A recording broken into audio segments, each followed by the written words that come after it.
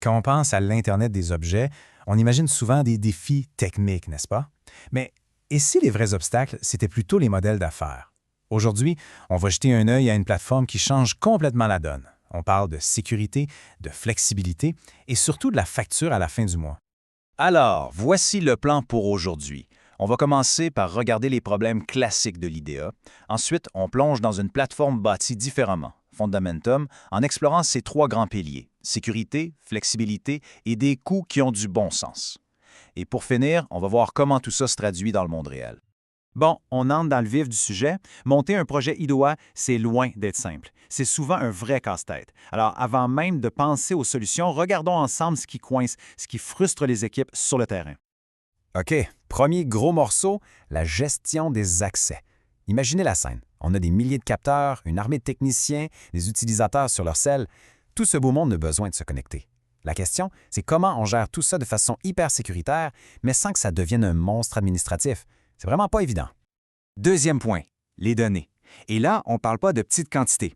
Un projet IDEO, ça produit un véritable tsunami d'informations, 24/7. Alors, la question qui tue, c'est comment on fait pour gérer tout ça efficacement sans se trouver avec une infrastructure qui coûte une fortune et qui est impossible à maintenir.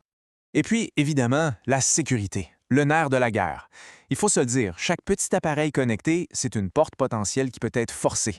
Alors, comment on s'assure que des milliers, voire des millions de ces portes sont constamment verrouillées et surveillées? C'est une angoisse permanente pour bien des entreprises. Et pour finir, on arrive au problème, disons, plus business.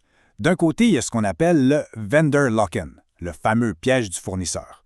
On choisit une technologie, on bâtit tout dessus et hop, on est prisonnier. Impossible de changer sans tout recommencer à zéro. Et de l'autre, les coûts. Des coûts qui explosent sans crier gare à mesure que le projet grossit et qui rendent n'importe quel budget complètement fou. Bon, c'est exactement pour tacler tous ces problèmes-là qu'une plateforme comme Fundamentum a été créée.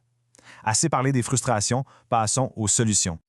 Le point de départ de Fundamentum est assez simple en fait. En IA, le one size fits all, ça ne marche juste pas. Au lieu de proposer une espèce de boîte noire rigide où on ne contrôle rien, l'idée ici, c'est d'offrir une approche sur mesure qui peut vraiment grandir et s'adapter aux besoins uniques de chaque projet.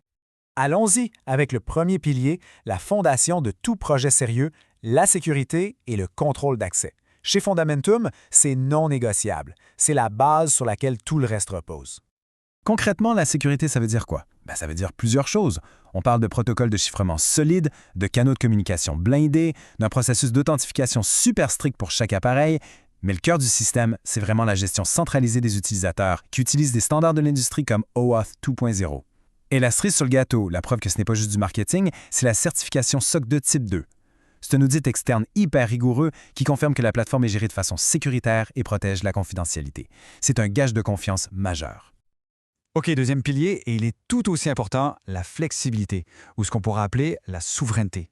C'est quoi ça, la souveraineté? En gros, c'est d'être maître chez soi, avoir le contrôle total sur son système, pouvoir le faire évoluer comme on veut et surtout ne pas être menotté à un fournisseur. Mais comment on arrive à ça? Le secret, c'est l'architecture en microservices. Pensez à des blocs Lego, vraiment. Chaque fonctionnalité, c'est un petit bloc indépendant.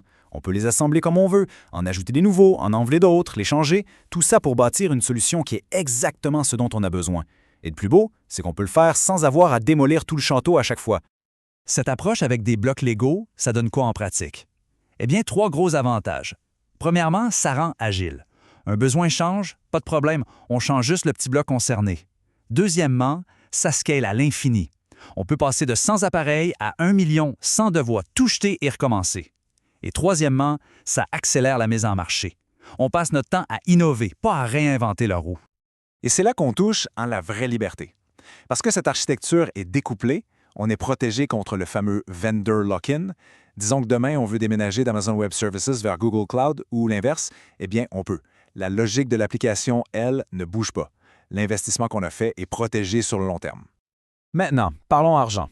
Le sujet qui, on va se le dire, fâche assez souvent. Le troisième pilier de Fundamentum, c'est un modèle de coût qui vient complètement brasser les cartes et qui s'attaque directement au problème des budgets qui partent dans tous les sens. Regardez la différence, c'est le jour et la nuit. D'un côté, le modèle traditionnel. On se fait facturer pour chaque petite chose. Un message reçu, ça coûte. Une donnée stockée, ça coûte. C'est la recette parfaite pour des factures qui explosent et qu'on n'a jamais vu venir. De l'autre côté, avec Fundamentum, c'est simple, linéaire et prévisible. Pas de frais par action, ça veut dire qu'on peut enfin planifier son budget et dormir sur ses deux oreilles, même si le projet connaît une croissance folle. Bon, tout ça, c'est bien beau en théorie, mais est-ce que ça marche pour de vrai, sur le terrain? C'est ce qu'on va voir maintenant, avec des exemples concrets, des applications réelles et comment ça se déploie. Parfois, un seul chiffre en dit long. Près de 850 000.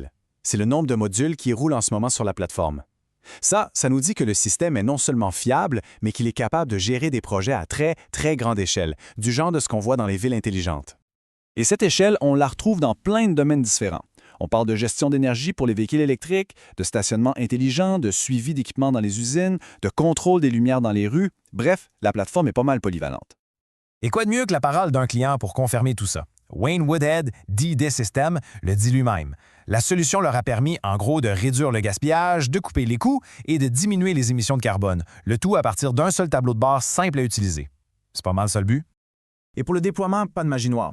On s'appuie sur des outils qui sont des standards dans l'industrie. On développe dans des conteneurs avec Docker, on automatise les tests et les mises en production, puis on déploie le tout avec Helm et Kubernetes. Pour ceux qui connaissent, ça veut dire que c'est robuste, c'est fiable et c'est fait pour gérer de gros volumes. Un dernier point, et il est vraiment d'actualité. On voit des géants du cloud comme Amazon avec son service AWS IoT Analytics qui décident de fermer des services. Ça crée beaucoup d'incertitudes sur le marché. Fundamentum, dans ce contexte, se présente comme une angle de stabilité, une alternative solide avec un plan de migration clair pour ceux qui se retrouvent un peu pris au dépourvu. Alors, je termine avec une question qui laisse à réfléchir. Imaginez un instant. Si on enlève les barrières du coût, de la complexité technique et du vendor lock-in, qu'est-ce qu'on pourrait bâtir? Quelles nouvelles idées pourraient voir le jour? C'est exactement la porte que ce genre de plateforme souveraine cherche à ouvrir.